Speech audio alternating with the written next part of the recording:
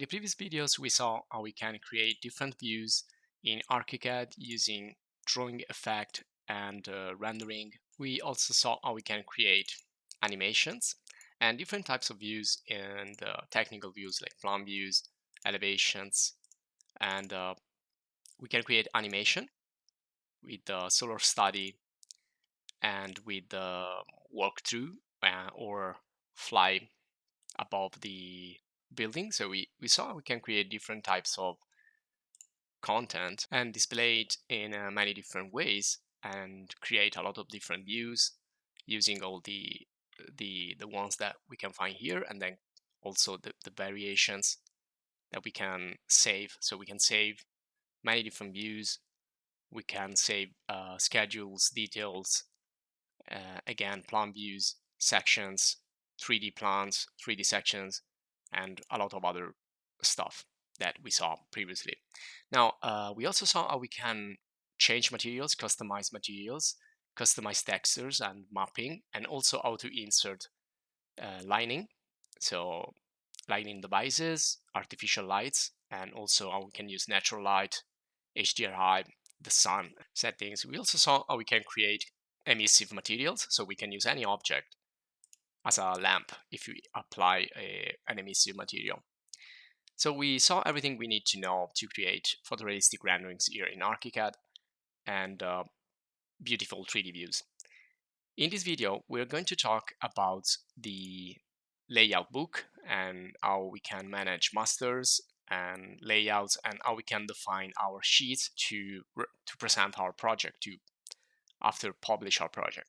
Now, before we get into this part concerning the layout and the final sheets, I want to talk about another really important topic, another really interesting feature, and the tools that we have here to create renovation filters options. Now, if we click down here, we can see that right now we are in show all elements. Now, the renovation filter options are essentially a way that we can distinguish different phases in our project. So we can manage all the parts of our project in terms of time. We can manage, you can see here, the existing objects and the one that will be demolished, and also how we can display them in different views and do different views of the before, the demolition, the reconstruction, or the new construction, and then the after of our project. So basically we can work with phases, different phases in our projects. So we can work not only with space but also with time. So we have a starting phase and then the following. Now let's start from the beginning. Now the first thing I want to do here, since I have a really big area, is I want to concentrate only on one part of my project. So I can select only, let's say, this part here, and let's use this type of selection. So I'm going to select this part, and then I'm going to isolate. So right click and do show selection, so that I can just work on one part of my project, not the entire project. And that's going to be easier for me to, and also faster for me to work. And you can do this anytime also when you are doing your renderings. So show selection, and when you finish, you can right click and do the show all. So you can either show or hide the selection, and then you can show all if you want to bring everything back to normal. Now I want to concentrate only on this part so that we can see how we can use the renovation filters, and then we will move on in the second part of the video to the layout and the sheets. Now, so this is the most important panel right here, because here we can customize if we want. We can also create new renovation filters, and we can see how we can override. So it's just another way to override essentially your drawing, showing up different elements in different colors. So first of all, let's see what we have right now here in the 3D. So I'm just going to save a new view, and I'm going to call this perspective 3D, doesn't matter. And you can see here that we have all these different overrides essentially, so the different ways we can display our project. And here we have renovation filter. Right now we are in show all elements. So if I create a view like this, that's gonna be the renovation filter that we're gonna use in this view right here. Now, to start to understand what renovation filters are and how we can apply them, we can simply select an object. So I'm just going to go here in the interiors. So let's say that I have added this lamp right here.